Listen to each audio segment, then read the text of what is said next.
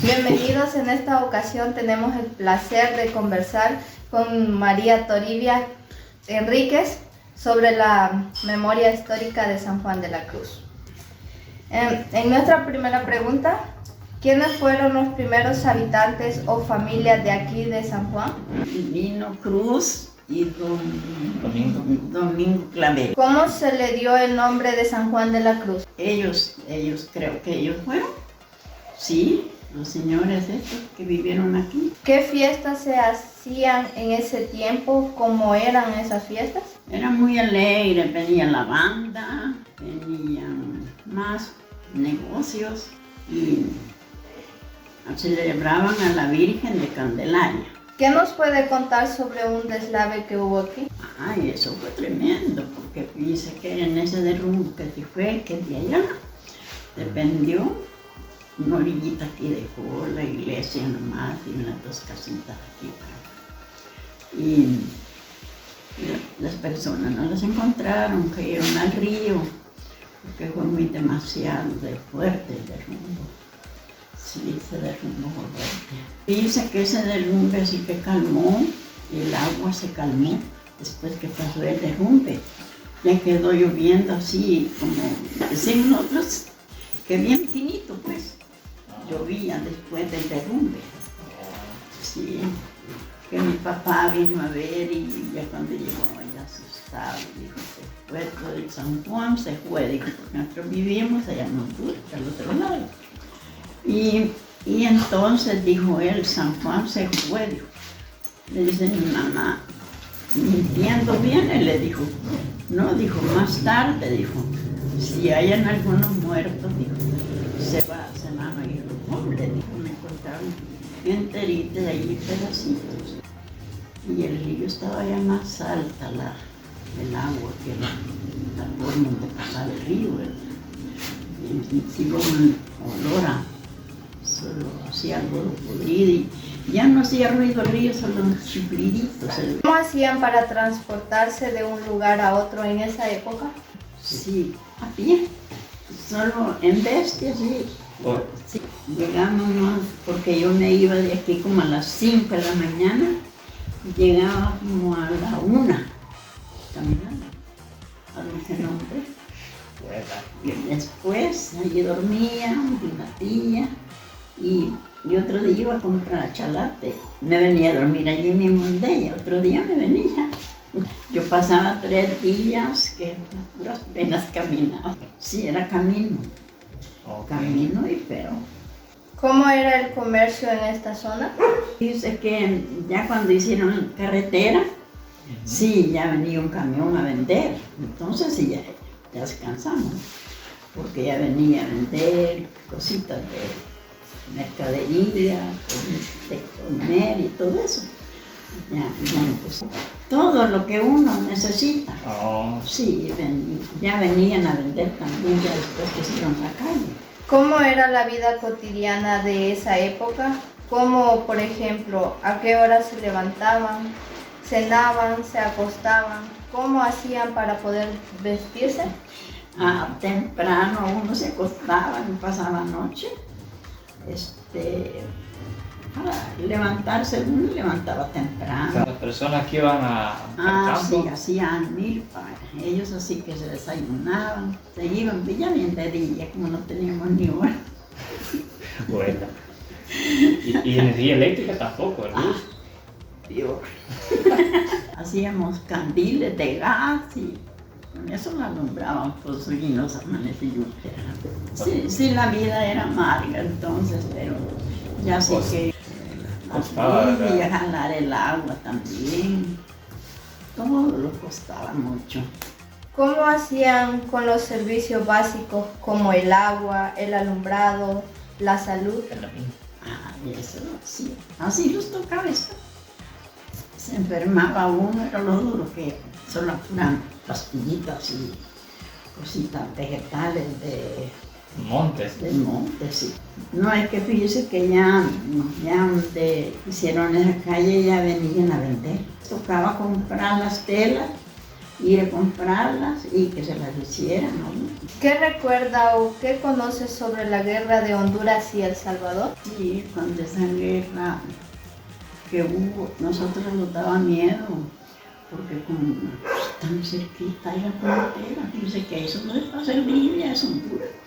Y nos daba miedo, entonces nos fuimos un tiempo por ese nombre, allá estuvimos. Y después ya estaba ya calmado, ¿verdad? Nos vinimos de regreso, como tirazones y todo eso. Y era que esa fue más amarga que la de Honduras. Estuvimos ahí en un caserillito que hay, que no está cerca de aquí ni está tan lejos, ahí nomás ya se ven las luces de la noche. ¿Cómo se llama? San Antonio. Ok, para San Antonio se puede vivir. Sí, por ahí lo fuimos. ¿Cuánto tiempo? 4 años estuvimos allí. Y después se mejoró un poquito, nos vinimos. De allí se empeoró, nos fuimos ahí. Entonces fuimos más lejos, hasta allá lo fuimos, pues, estuvimos otros 4 años. De allí nos vinimos de regreso. ¿Qué tipo de juegos o pasatiempos tenían en sus ratos libres o por las tardes? Nada. Hasta después ya de todo eso, sí, los hipotes ya jugaban pelota. Cuando le digo que hubo escuela, ya los niños ya se ocupaban de eso, de la escuela. Pero antes de todo eso, nada. Ok. Sí, es que fíjese que aquí escuela pusieron hasta que pasó esa lava. La lava le decimos nosotros, esa ruina que hubo, ¿verdad? Y que se vino un señor de Valle de Jesús, y entonces dijo él que iba a proponerse porque hubieran clases aquí, que había muchos alumnos, dijo, y que aprendieran, dijo que era una lástima. Bueno, y dice que entonces ya fue distinto, ya de para acá ya distinto, la escuela y todo mejor. De Valle Jesús. De Valle Jesús. Sí, es que como dice que él tenía casa en el valle, ya vivía, y cuando esta lava que hubo, le llevó a la casa, así una pedacito de finca que tenía, y no quedó nada, pues y se vino para acá. Y, bueno, pues, ¿y estudiantes o alumnos iban bastante a la escuela? ¿O? sí, iban bastante, sí, muchachos ya. Ah, muchachos, no podían leer ni escribir. Nada, nadie, ni la muchacha, ni nada. Si uno se creció así, mire. Y también uno porque dice que mi papá tenía familia en Tejutla, unas señoras. Y ellas le decían que me pusiera a la escuela mía allá en Uquiza. Y yo me quedé sin saber, porque yo me estaba. Sí. Un día tuve la edad que no ve uno, pero me sentía con eso. ¿Existió alguna enfermedad que haya causado mucho daño a la población e incluso muertes? Y aquí lo que cayó fue esa tosferina. Si alguien que la dice que yo tenía Mario y Gustavo estaba más chiquito y Mario era más grande. Y les cayó esa tos y dice que sí, le faltaba la sangre de la nariz. Era venirse la tos y la sangre. El más pequeñito dice que ese ya no echaba sangre, solo una sanguacita y le venía así, media teñida ya lo que echaba. Mire que en ese tiempo sí pegó eso. Tosferina le decían. Sí, los niños tiernos sí, se morían. Pues de esa tosferina hasta el sarampión. También. Como no se tomaba así, eso sí no me recuerdo que le daba a mi mamá Norma, a mi nuera de que le cayó pero esa me quitó, le cayó diarrea y Si alguien quería conquistar a una muchacha y luego casarse, ¿cómo se hacía en ese tiempo? Solo lo que hacían era ellos pedir a la muchacha que le gustaba, ¿verdad? Ellos la pedían con sus papás, en medio de cartas, ya así ellas se iban a casar, ¿no? Con ellos. Así era. Fíjense que era una cosa que pedían permiso, podían platicar ellos, llegar a la casa a ver la muchacha.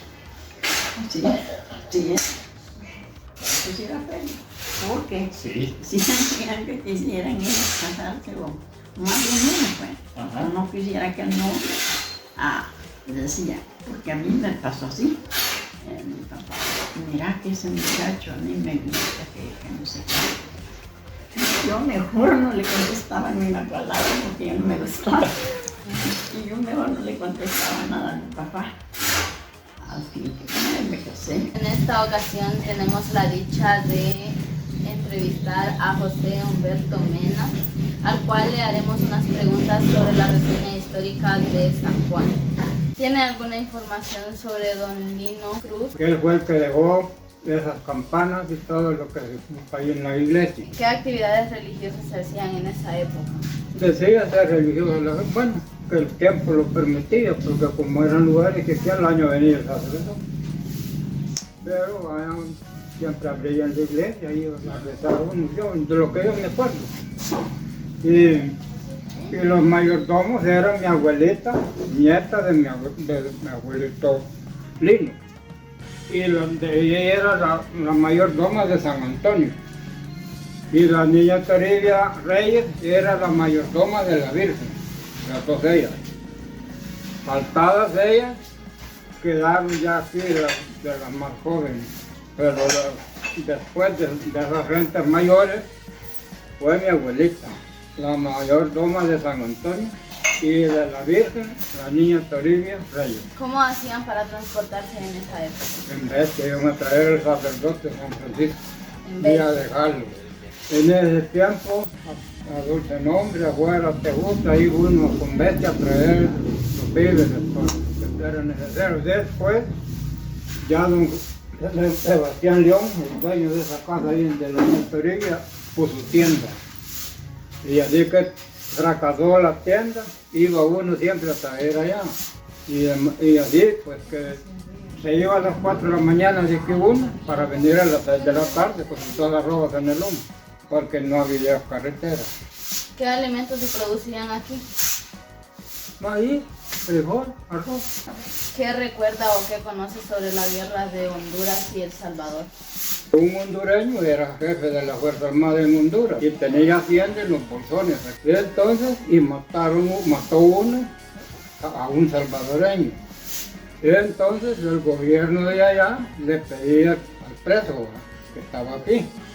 Y entonces le dijo el gobierno que no, porque aquí había cometido el delito. Se hablaba el gobierno que se lo entregara y le dijo que no. Luego de eso salió el gobierno que estaba y cayó otro aquí. Y entonces hicieron una jugada, primero la fueron a hacer a Honduras. Después hicieron lo que quisieron los hondureños con los salvadoreños y después vinieron los hondureños aquí. Entonces les volvieron la mano como se las habían dado ellos allá. Mandó 2 camionadas de tropa a Ocotepeque. Les dijo, váyanse a donde aclare el día y paran. Bueno, la cadena allí a las 8 de la noche la quitan. Y cuando pasaron, no era todavía de día y la cadena estaba quitada. Cuando llegaron a Ocotepeque, manos atrás. Allí capturaron las 2 camionadas de tropa.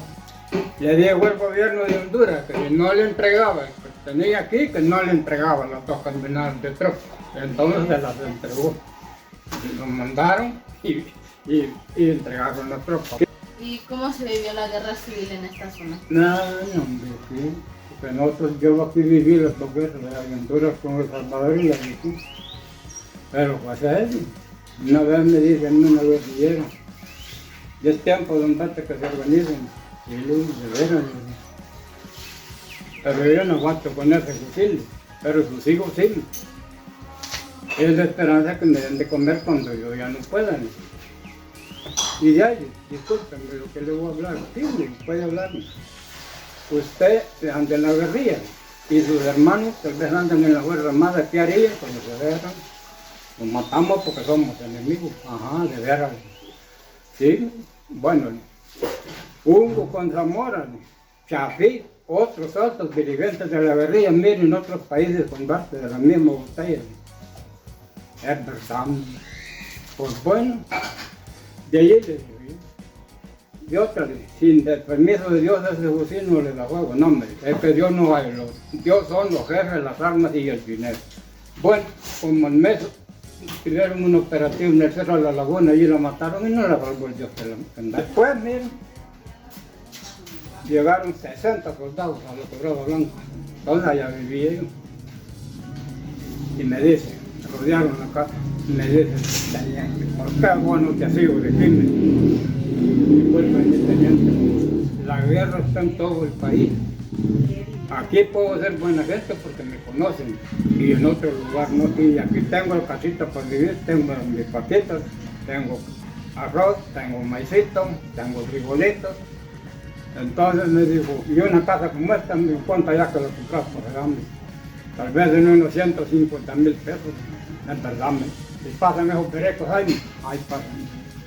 Y les dan de comer, veces vendidos, veces regalados. Está bueno, ponen el cuarto en nosotros.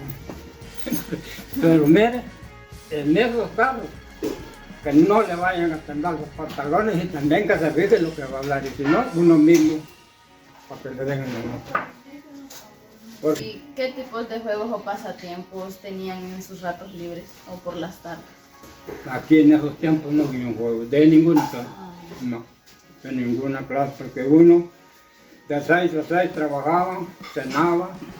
Y yo como allá trabajábamos al otro lado, estaban los terrenos de mi abuelita, en la tarde yo venía porque ahí donde está la casita esa de verde, ahí estaba la casita de mi abuelita y yo me crié con ella, 83 años que tengo yo de vida que Dios me ha dado, allí viviendo.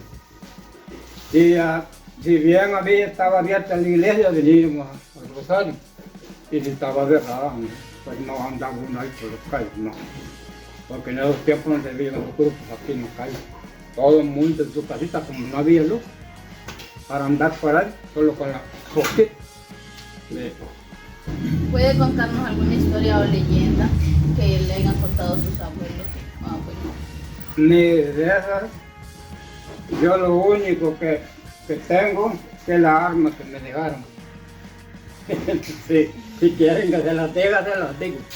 A mí me decían aquellos viejitos, aprender tus oraciones, hijo, me decían, porque del 2000 en adelante serán regiones de demonios por el mundo y con qué te vas a defender.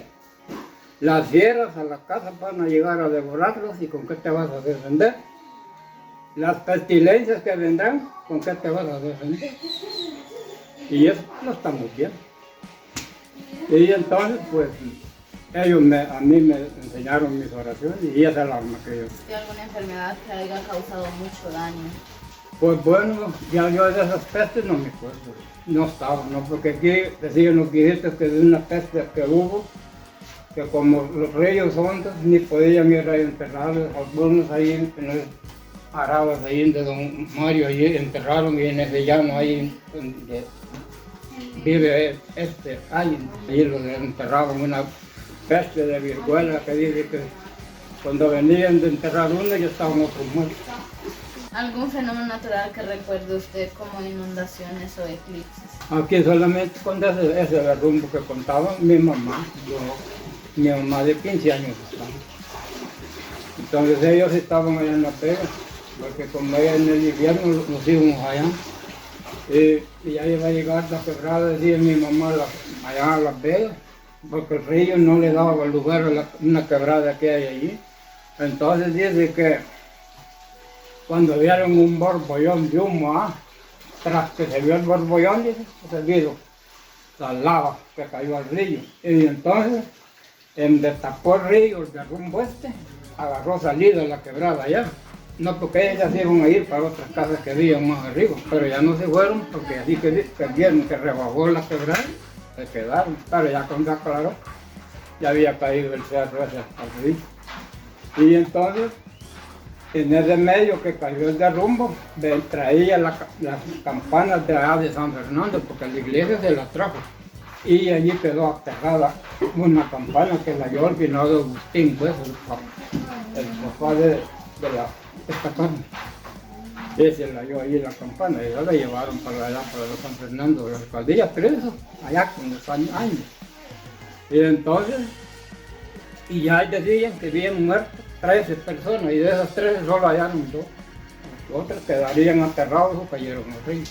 El domingo se respeta. La iglesia que estaba ahí, dicen que el alcalde que había la hizo solo los días domingos, no quedó nada. El día domingo no se enojó.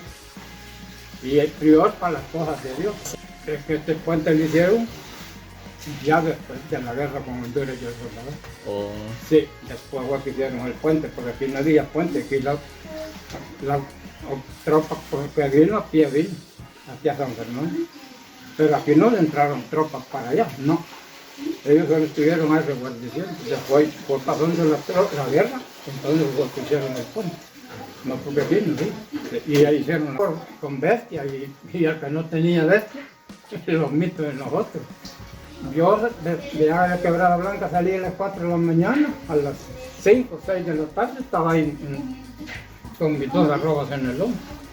Ya después compré una bestiecita y así, con la bestiecita, tal vez a traer, se terminaba el maíz y no había, comprar los tejútulos a Dulcenombre, a San Rafael, en fin. Placer de entrevistar a don Tomás Cruz Varela. ¿Qué actividades religiosas o fiestas se hacían en esa época o que ya no se hacen? Ya por 1960. Aquí solamente se hacían los rosarios, procesiones y también se hacían fiestas, pero había que ir a traer el sacerdote hasta San Francisco. Cada año, pues más bien dicho, venía el sacerdote. ¿Va? ¿Sabe en qué año surgió la escuela y cómo funcionaba? Sí, fue como el año 60 también, ¿verdad? Ya nosotros ya íbamos a la escuela, o como el 55 por ahí, ya había profesor aquí, pero solo uno nada más, porque no era dificultoso tener siquiera 2, ¿verdad? Venía de abajo, de San Francisco. Y aquí pues nosotros solo estudiábamos primero y segundo. Hasta llegaba uno hasta como 16 años a la escuela, segundo grado. Y nada más, pues porque no habían más profesores. ¿Qué materias o qué les enseñaban en la escuela?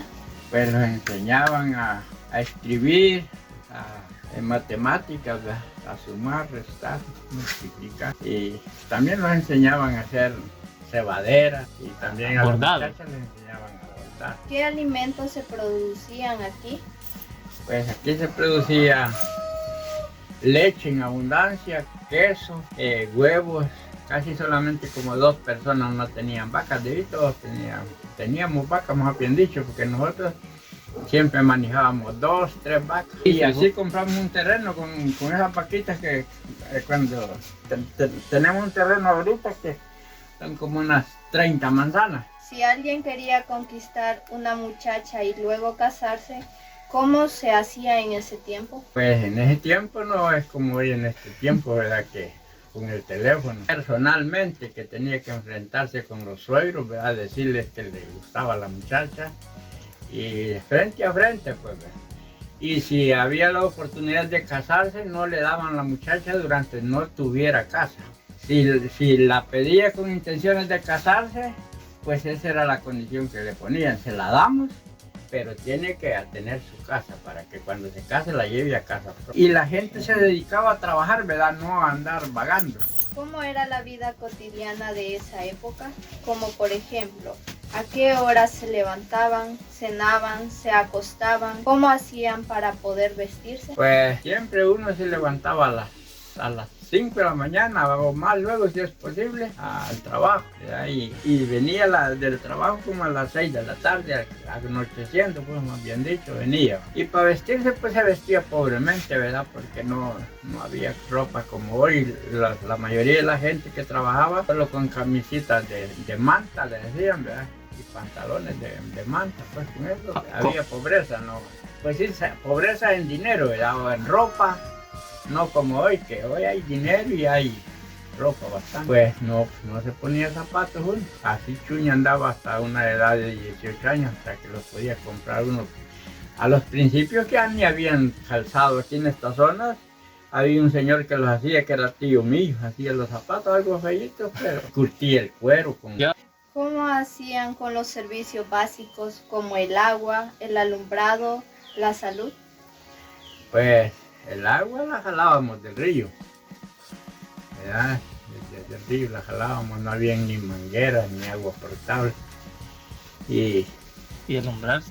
y alumbrarse con ocotes. Iba a traer ocote uno al cerro, ahí a las montañas y con luces de ocote caminaba uno. Si iba de aquí a Velaria, con un manojo de ocotes prendido, así iba uno en la noche. ¿Va? Pero y si se la pagaba medio Cuando también. había necesidad, pues llevaba algo otros ocotes más para irle poniendo. ¿Va?